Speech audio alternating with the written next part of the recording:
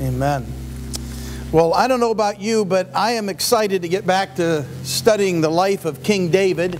I'm looking forward to that throughout this year of 2015. I've begun to plot out where I think we're going to be headed in the next number of weeks.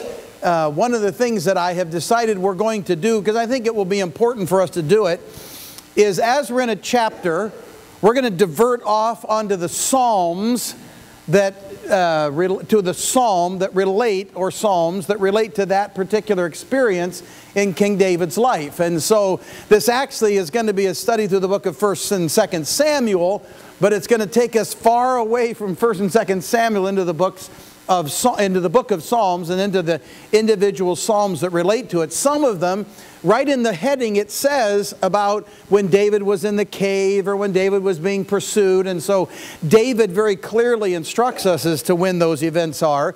And then others will be psalms that seem to go along with that period of time in David's life. And so by the end of 2015, I'm just going to tell you, we will not be done with King David's life, okay? Because we're going to combine, like I say, a study through at least a portion of the Psalms, and then in these chapters as well. And I trust you're excited about it. I would encourage you in these weeks to be reading in the books of 1st and 2nd Samuel, to continue to familiarize yourself with the life of David and before and after he becomes king.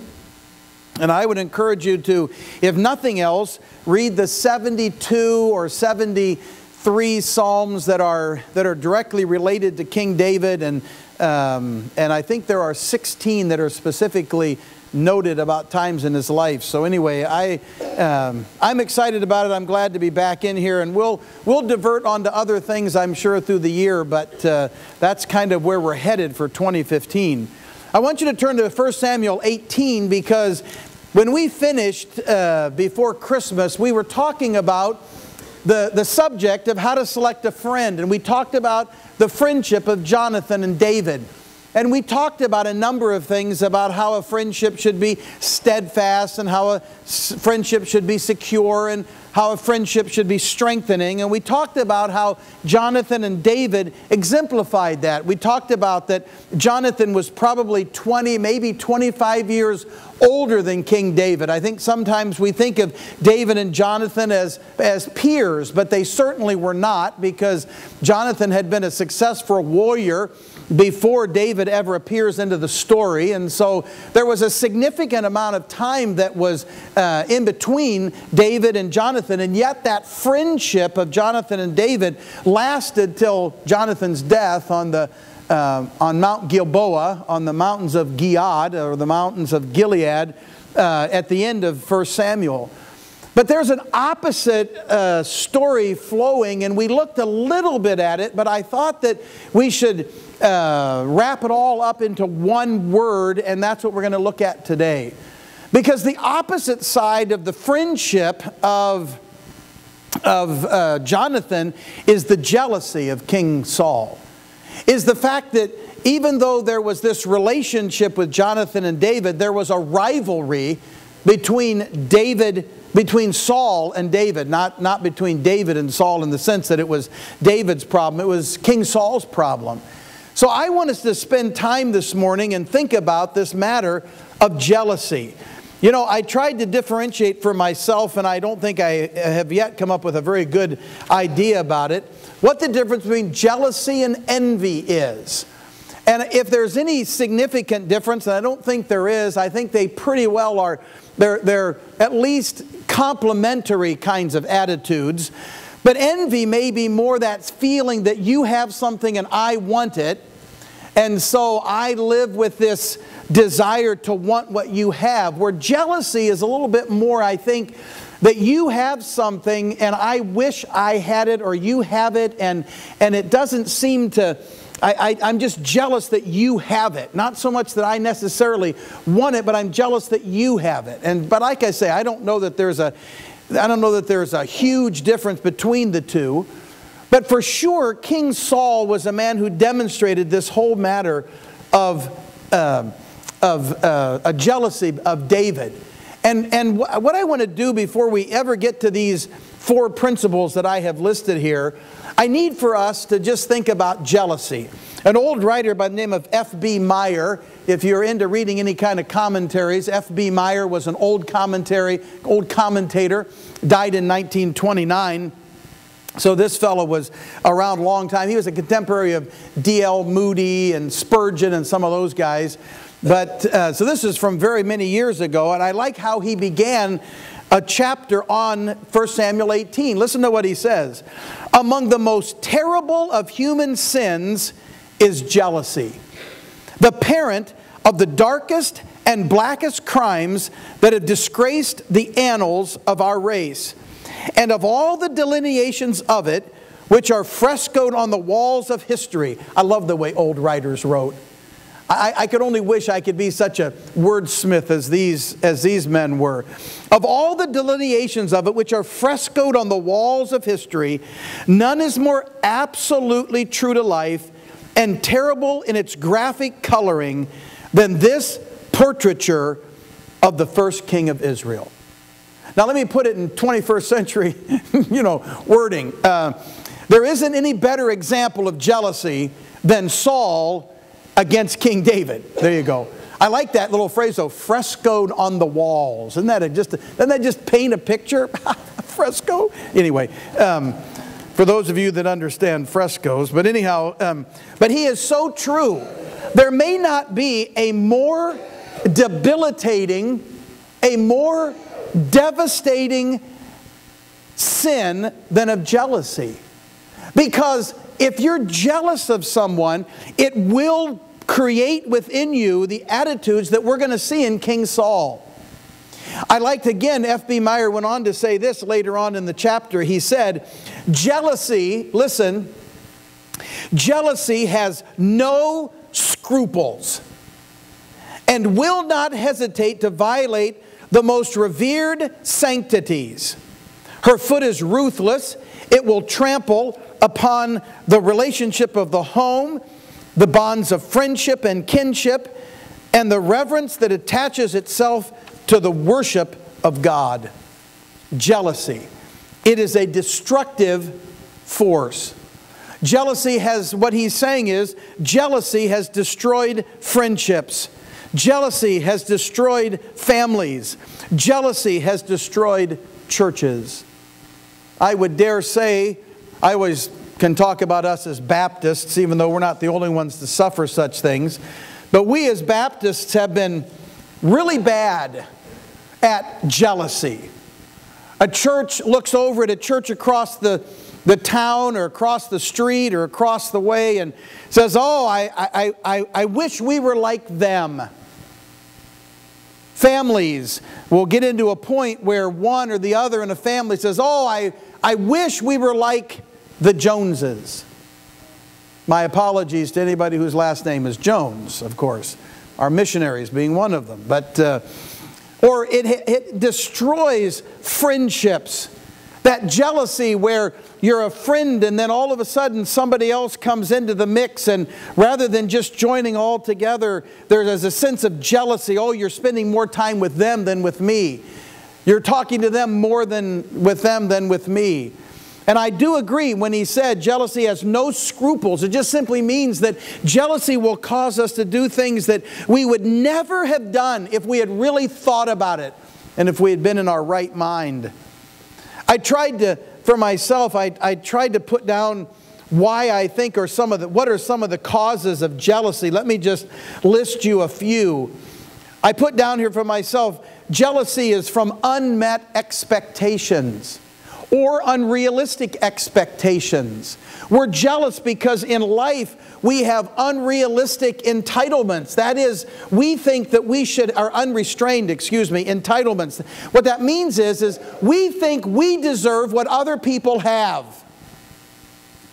We look at what someone has and we say, why should they have that? I should have that.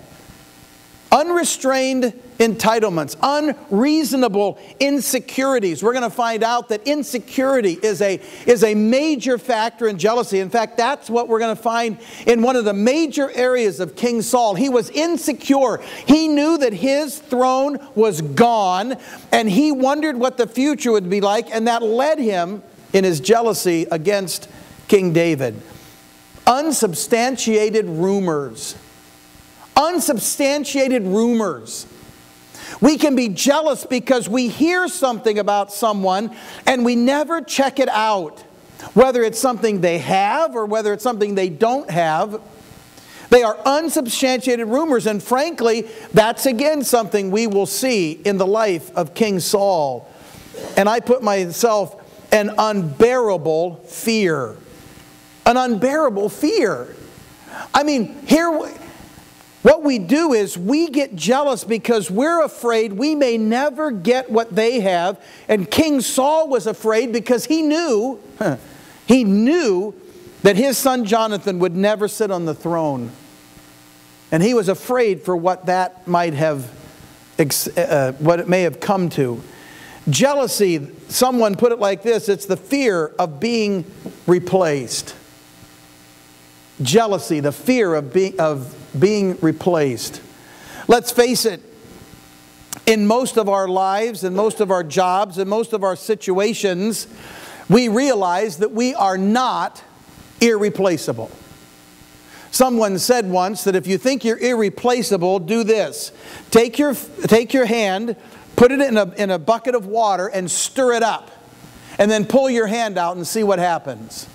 It just goes back to calm. You can stir things up for a while, but you're not irreplaceable. None of us are irreplaceable. I can tell you that as one of the dangers of being a pastor is that you begin to think that you're irreplaceable. And when a pastor begins to think that, he is in deep trouble.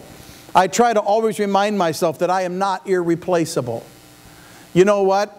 I realized, it's hard to admit, but I realized that the First Baptist Church of Baker, Montana went on just nicely without me. Byron Baptist Church went on real nicely without me. And Faith Baptist Church in Visalia went on just well without me.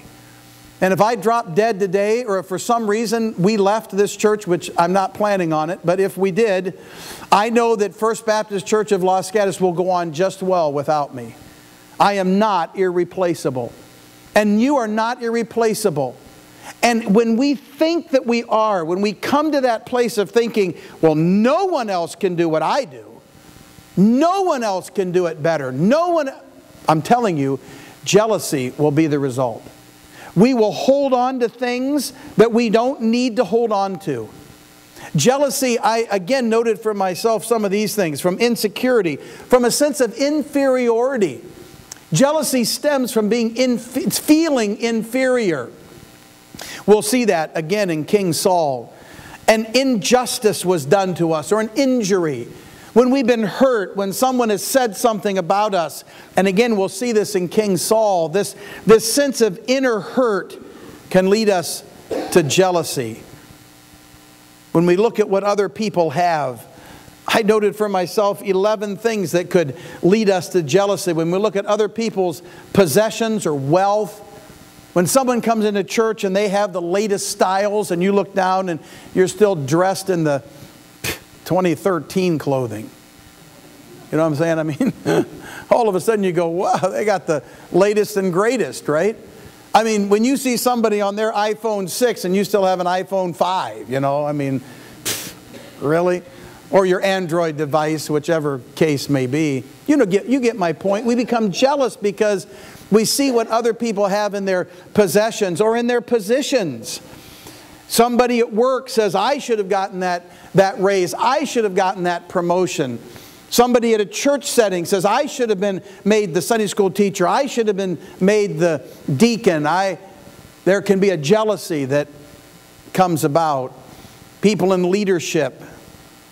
How often we think we could have led better. Well, if they had just let me be the leader, and we become jealous of people's positions of leadership. somebody's talents. You know, again, when I hear somebody play the piano, even Nicole, she sits there and plays that piano. I remember back when my mother made me take piano lessons, and I had to quit when my left hand wouldn't do what my right hand, you know what I'm saying? I mean, like when I watch somebody play the guitar, like I strum the guitar, I sort of play the guitar, but it really bugs me when I watch people bar. Anybody that plays the guitar, they bar chord. I can't do that. Watch. When my first finger goes up there like the bar, look where my other fingers are.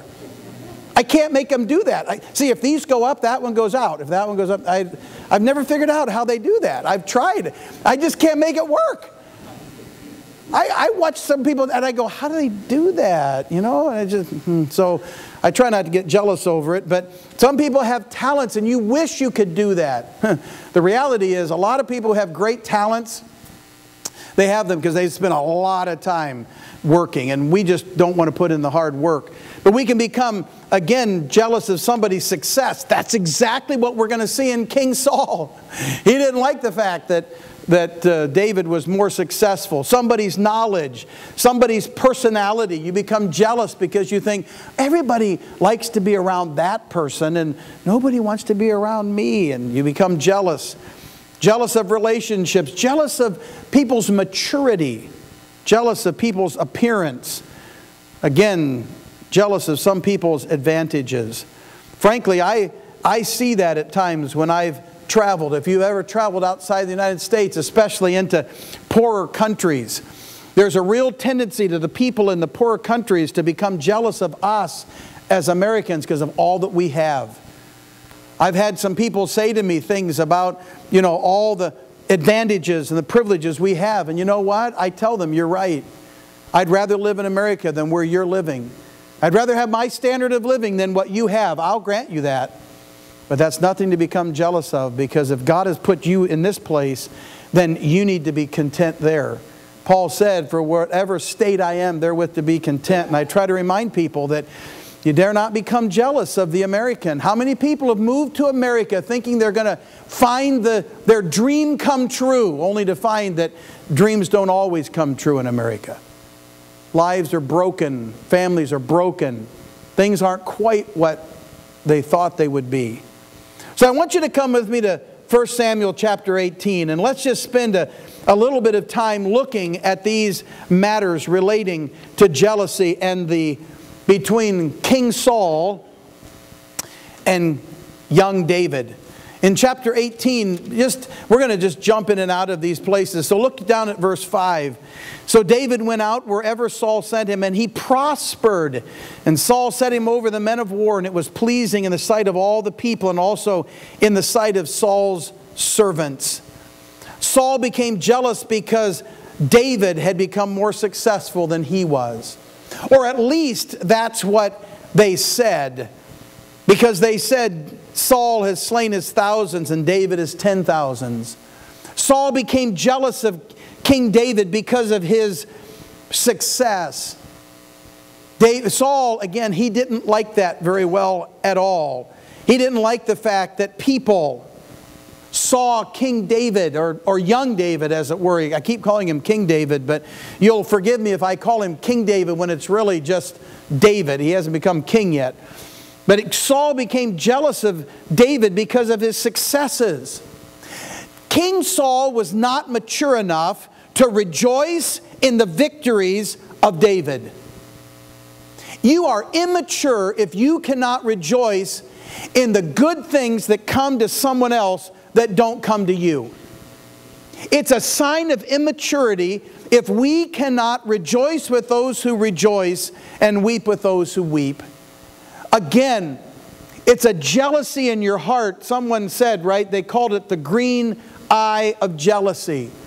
It is an attitude of jealousy that can't bring you to rejoice with those who rejoice. In so many parts of life, we see others get the blessing. We see others whose life seems to be always good. We see people who live and die and never have been in a hospital, never had a broken bone. We see people who don't have cancer, they don't have debilitating diseases, and we can become jealous. We can become overly focused on that because we don't like the fact that they're always healthy and you're always sick. Now again, obviously, if you're doing things that you shouldn't be doing that make you sick, you ought to stop that. But the point is that King Saul just couldn't bring himself to rejoice with David. He just couldn't bring himself to come alongside this young soldier and rejoice with him. He had to be jealous. And he let that jealousy just eat away at his heart.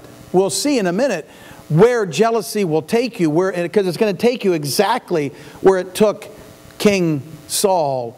Look at chapter 18 and verse 7. Again, that passage I just read.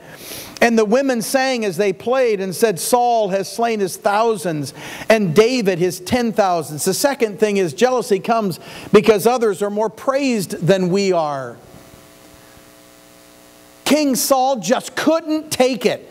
He hated every moment of being in the streets and hearing the song of the day be Saul slayed his thousands, but David his 10,000s. He just couldn't get over the fact that people praised David more than he. He was the king, for crying out loud. He was the one that should have received all the praise, but he wasn't. Again, I often say this, but when you have a public forum like I do, and you have an opportunity to thank people for certain things, it's always a dangerous thing. Because the moment you say thank you to someone and you publicly call them out, I'm always afraid there's someone saying, well, he never talks about me. I came in and did thus and thus and he didn't say anything about me. And you're right. I'm sure that I have. I'm sure that some of you are sitting here now thinking you had done something and I didn't put it in the bulletin. I didn't get up front and say, wow, thank you, like I have for Rich. Let me tell you something. I keep pointing out Rich and his crew for fixing this pipe because I'm just telling you, he gave up his own time. I mean, I was watching bowl games on New Year's Day, you know, among other things. And some of you say, well, Pastor, I did other things too. I know, but don't become jealous about it. Don't sit there and go, well, he ought to talk about me. Maybe I should. Maybe it's my overlooking. Maybe I have to. But I'm just saying, King Saul became jealous because he kept hearing people name David's name and he couldn't take it. Every time he heard the name David, he probably just winced. Because he just didn't like the fact that people praised King David. Again, we could spend time through chapter 18 and we're going to see it. See, here's the thing. We're going to see it over and over again as we go through these chapters. We're going to see that it just kept galling on King Saul. He just couldn't come to grips with how David was praised. And you know what King Saul tried to do, right? I think you read from the text, I think you read between the lines of the text, and I don't think I'm being improper here. I think King Saul wanted to maximize himself while he minimized David. See, he'd have been better off to have maximized David and minimized himself. He would have been better off to have said, you know what? I'm going to make David my confidant. I'm going to bring David in closer to me, and I am going to be able to praise him because it seems like if I have David as my close friend, I may receive some of the blessings that David's getting. But King Saul couldn't do that. His jealousy kept him from ever being rejoicing for all the praise that King David received. Again, on the same token, verse 5, we already read, he was prospered and was pleasing in the sight of all the people.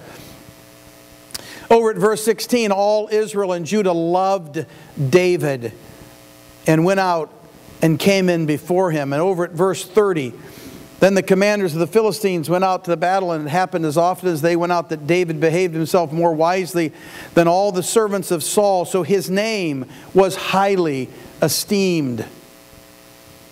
David became better liked. He became more highly esteemed. People loved being around David. When David walked into a room, people just flocked to want to be with him. And King Saul just couldn't come to grips with that. His jealousy began to take hold in his heart. Do you ever go over to the snack time and wonder why it is that some people are all gathered over in that corner, and you realize, well, that's because that popular person's over there. And you're over in a corner eating your cookie all by yourself like, nobody wants to talk to me. I mean, you know, it might be that, you know, you haven't reached out to others too, but it may just be that there are some other people that are more liked than you. You know what? We don't live in a equal society. You get that? I mean, the founders got it wrong, folks.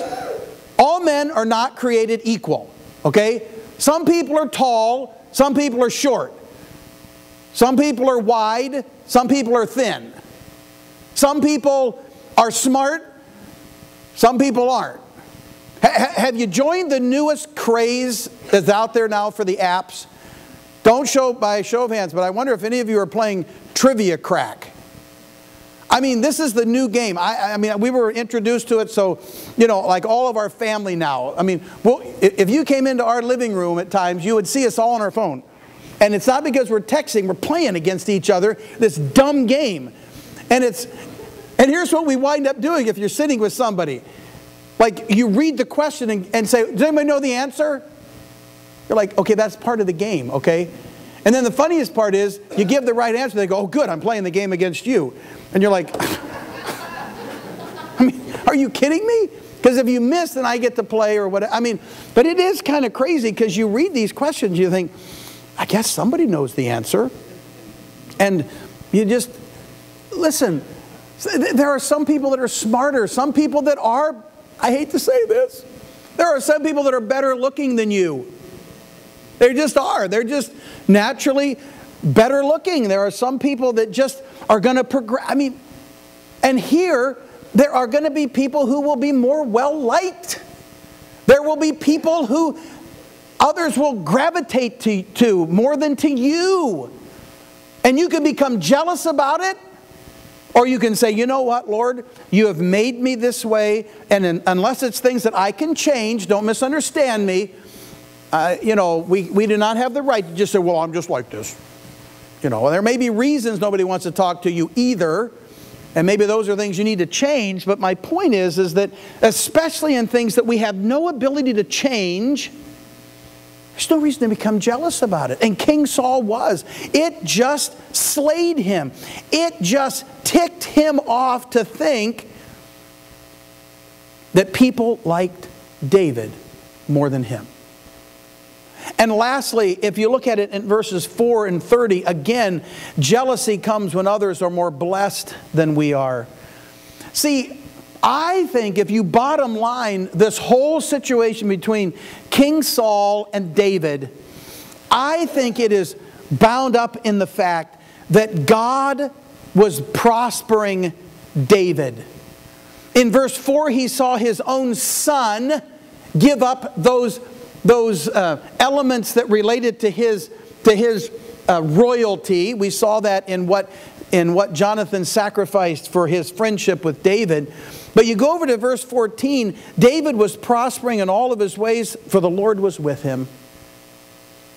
I suspect that if there was any one thing that got to Saul more than anything else, I think it may just be that when he looked back in his life, he recognized that God offered to him the blessing of kingship if he just was obedient, and he wasn't, and God stripped the royalty from him, and now he sees this young boy who God has now chosen and put his hand of blessing on and said, David, now I'll be with you.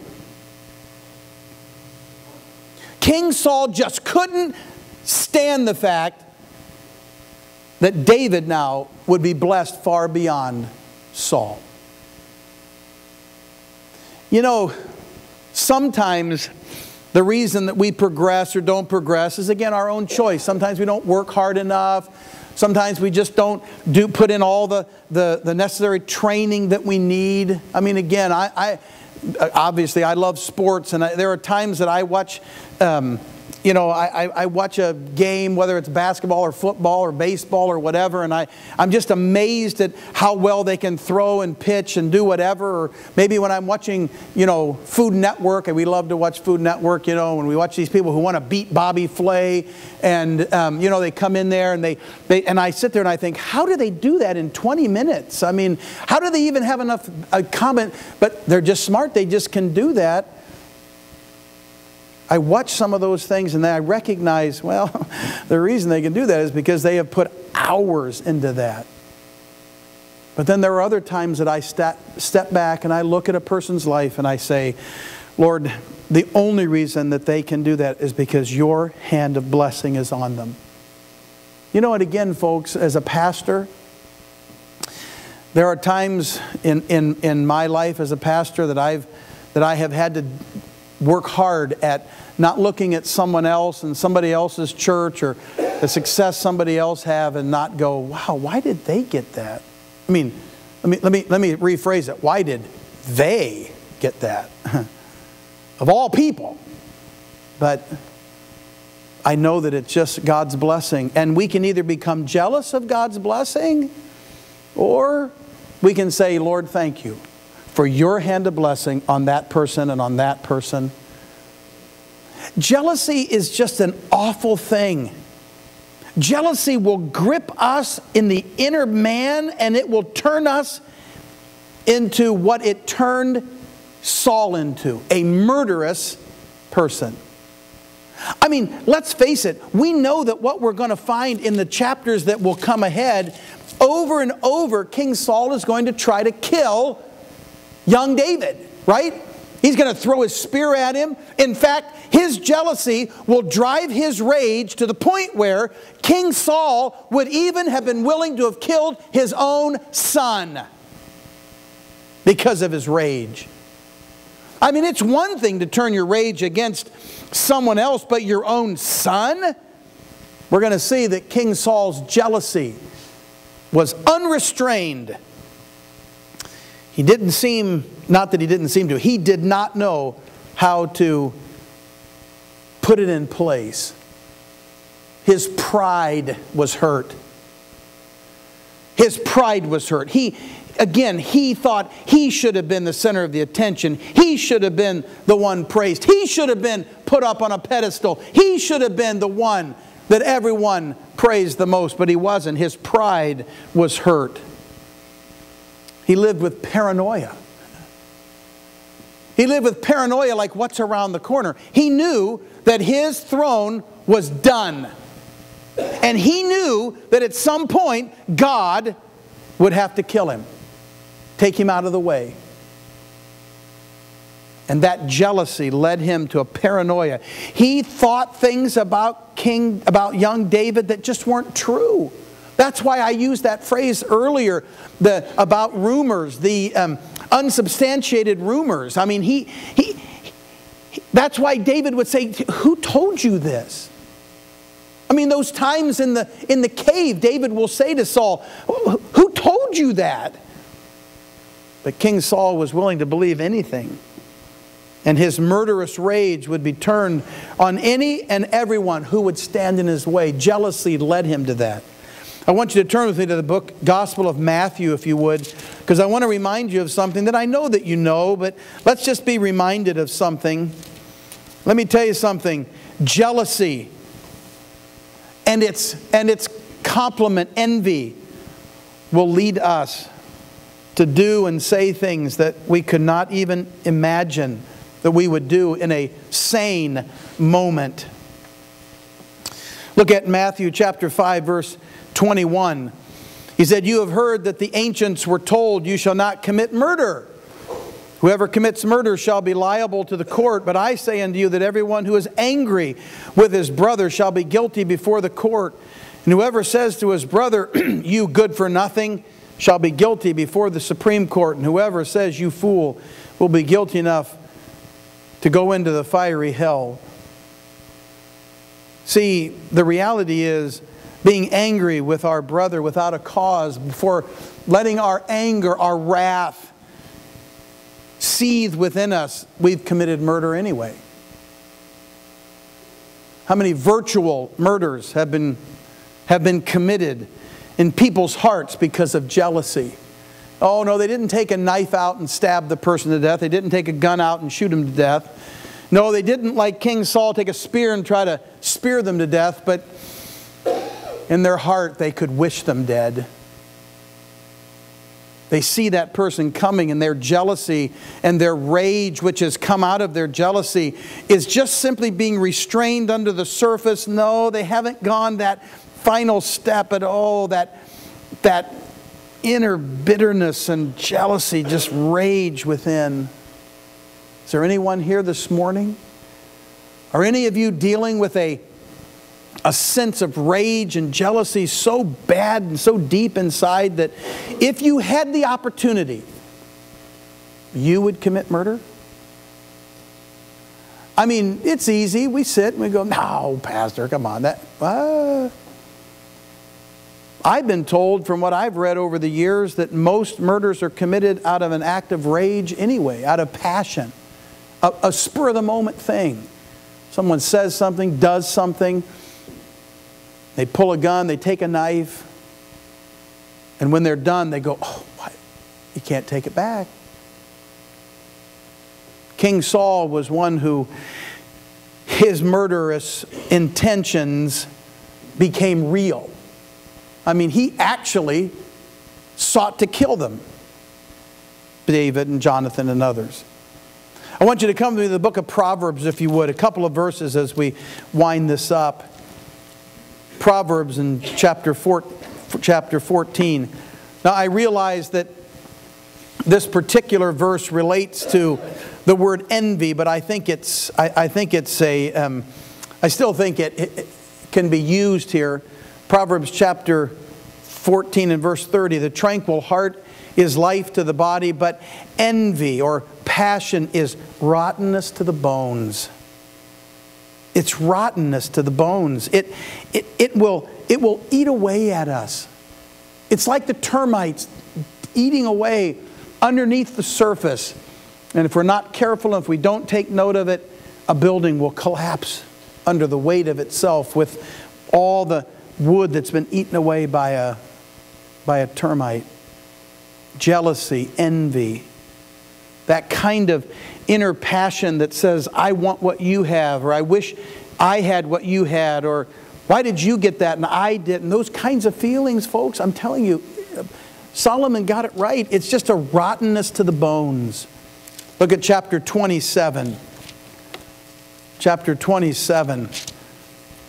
It must have been because of the apostle, because of King Solomon mentioning it often. It must have been something that he saw being dealt with often in people's lives. Proverbs 27 and verse 4, notice it. Now look at how he compares. Wrath is fierce, and anger is a flood, but who can stand before jealousy? See, wrath and anger are one thing, but jealousy is far worse. Why? Because it leads you to wrath and anger. Because jealousy, like F.B. Meyer said, is sort of the pathway to these other things. Jealousy. In the grip of jealousy. King Saul was very definitely in the grip of jealousy. King Saul just couldn't come to rejoice with young David. He couldn't bring himself to be thankful for David's victories. He couldn't be thankful for David's successes. He couldn't be thankful for God's blessings. We can walk away today and we're either going to have King Saul or young David's attitudes. As you enter 2015, as you look around and see what God has given to you and the blessings and all the rest of it, don't look at it and compare yourself with others and go, wow, why don't I have that? Why did they get that? Just look and say, God, thank you. God, thank you for giving us everything. I mean, again, we in America, we need to be thankful for all of these things that we have that other people don't. But let's not ever say, God, we deserve them. Somehow you had to give them to us. if any one of you are dealing with jealousy, if any one of you would look into your heart and say, well, you know, that's why I'm so angry and upset at times, because I'm jealous. I wish I had these other things. Would you just take it to the Lord? Say, Lord, okay, I recognize that I need to confess that and forsake it. Because if you don't, it will lead to your destruction, just like it did King Saul. Let me pray. Father, I thank you that even on this morning, we've been able to investigate this matter of jealousy, and yet I realize that throughout the Word, it's said that you are a jealous God, and in fact it's said of others that they are jealous of you. If there's anything that we need to hold on to, may it be our holiness and our walk in faith. And Father, let us never give that up for something inferior. Thank you, Father, that even on this morning, that if we are here and we are dealing with such things, there is an answer in the person of your Son. So Lord, may we be honest, even as the psalmist said, search me, O God, and know my heart. And Father, then may we respond in how you would have us to respond. I pray in Jesus' name.